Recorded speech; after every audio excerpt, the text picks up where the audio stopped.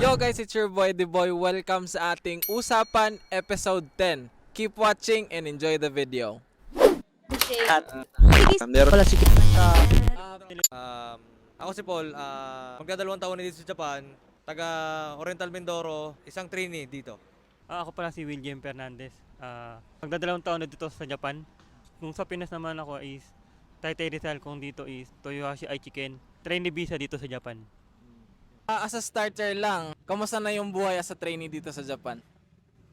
As a trainee, sa ngayon, masarap na mahirap. Masarap kasi nandito tayo sa Japan, sobrang ganda ng lugar, sobrang ganda ng mga tanawin, culture. Tapos mahirap kasi malayo sa pamilya, kailangan mo magtiis at magtrabaho. Sa tingin mo ba, pag hindi malakas yung loob mo, may part talaga na bibigay ka or uuwi ka na lang sa Pilipinas pag di mo kinayang mag-isa dito? Oo, kapag hindi talaga buo yung loob mo at hindi bukas yung isipan mo, may possibility na sumuko ka at umuwi ka na lang sa Pinas. Pero ano ba yun, sa mga Pilipino, feel mo, nangyayari ba yung mga ganyan o hindi naman?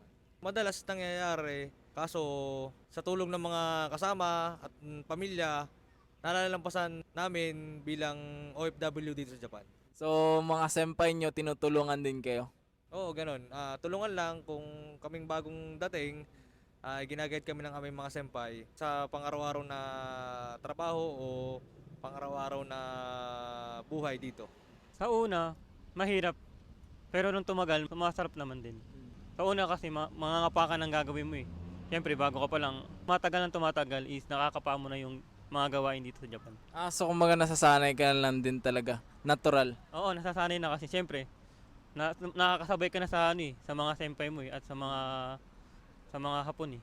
So itong tanong ko, madali lang ba yung processing ng trainee visa galing Pinas papunta dito sa Japan? Nung kami, medyo natagalan kasi dumaan yung pandemic, hindi nagpapapasok si Japan ng mga trainee, hindi nag-accept ng application for visa, nagtagal siya. Pero kung okay naman, yung panahon katulad ngayon, mabilis lang yung process ng visa. Kung may sasubmit agad ng agency sa Pinas, papunta dito sa Japan side, at mapaprocess ng employer dito, mabilis lang yung trainee visa. Ano ba yun? Kailangan ba na graduate ka talaga? Diplomado ka sa Pilipinas or kahit high school grad or undergrad, college undergrad, pwedeng mag-apply as trainee? Yung panahon kasi na in-applyan ko is kailangan college graduate. Ngayon kasi, kahit na elementary nga tinatanggap na ngayon sa papuntang Japan. Mga ilang age? Kasi pag elementary, nasa mga pa yun eh. Hindi, yung nila, yung asa diploma nila. Kumbaga, mga legal age ka na, mga siguro 20 plus ka na. So, kahit nakaabot ka na or naka-graduate ka na ng elementary, so pwede mo nang yun, requirements yun. Okay. So, parang points na din yun para maka-apply ka as a trainee visa. And then, syempre, abot dun sa age, dapat legal age ka. Dapat, diba? First day sa work dito sa Japan, ano yung feeling? Yung first time mo nang pagpasok sakay siya?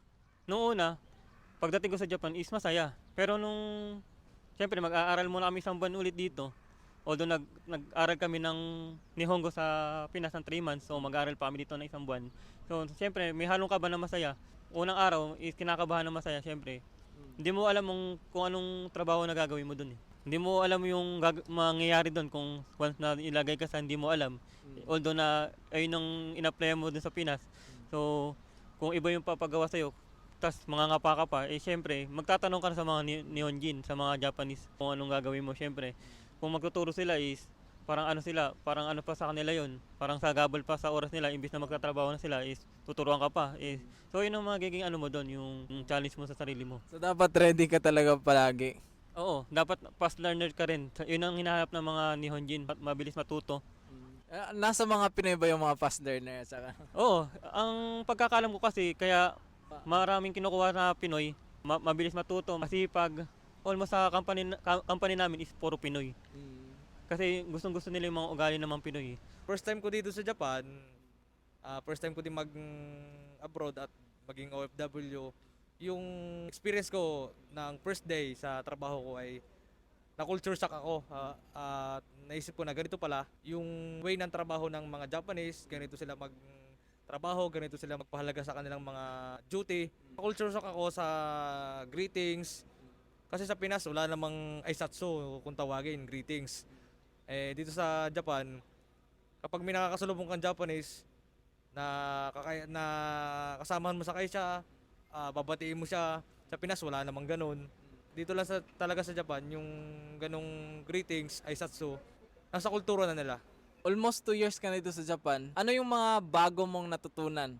Or kung mga na-adapt mo sa mga Japanese sa 2 years mo as a trainee visa dito?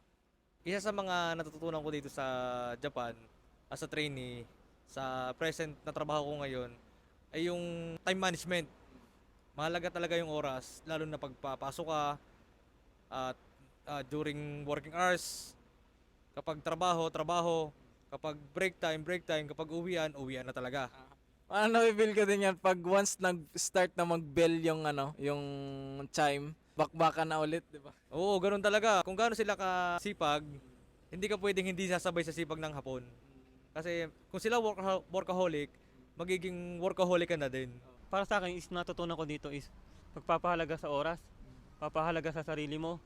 Siyempre, paano ka pag kung may sakit ka tapos siyempre kailangan nila araw-araw kang nasa trabaho. Kailangan mo maganda yung katawan mo.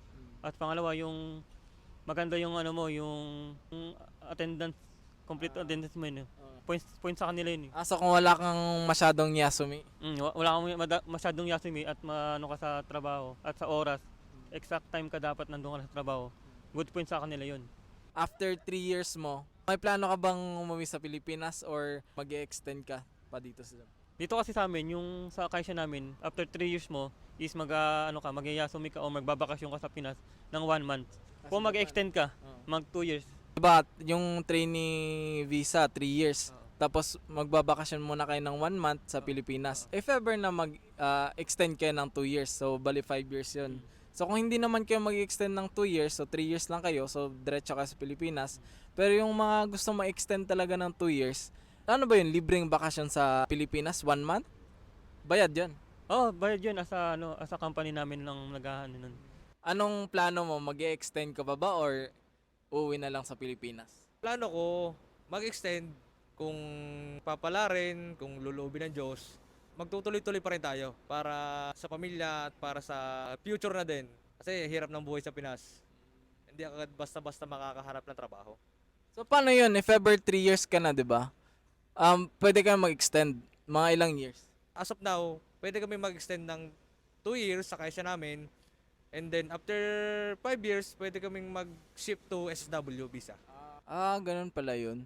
So, yung magde-decide na i-extend kayo or yung company nyo ang magde-decide?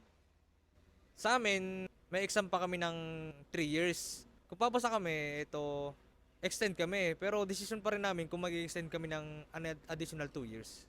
Last question, any tips sa mga aspiring na trainee visa na nasa Pinas ngayon, papunta dito sa Japan? Ang tips ko lang, magbahon kayo ng maraming Nihongo. Kasi ibang-iba yung Japan kumpara sa napapanood nyo lang dyan sa Pinas. At ang advice ko, maging ready kayo physically, mentally, emotionally. Bonus na lang yung financially kasi may allowance kayo dito pagdating nyo eh. Dito nila mapapatunayan yung expectation versus reality. Dito nila mapapatunayan yun. Ang mapapayo ko lang sa mga trainee na papunta dito sa Japan is galingan nyo lang sa pag-apply at galingan nyo din mag-aaral. Yun ang unang babaunin nyo is ang pag-Nihongo, Japanese language. Kasi yun yung armas nyo eh. Pagkating mo dito is dapat, hindi naman magaling, basta makaintindi ka muna. Conversational. Conversation. Pero kahit mga lang, simpleng lang, kaywa o mga sagutan nyo. Sa trabaho naman is, kailangan mabilis kayo makapick up talaga. Yun ang kailangan nila at mabilis sa trabaho. Ano lang yung may papayo ko sa mga trainee papunta dito sa Japan.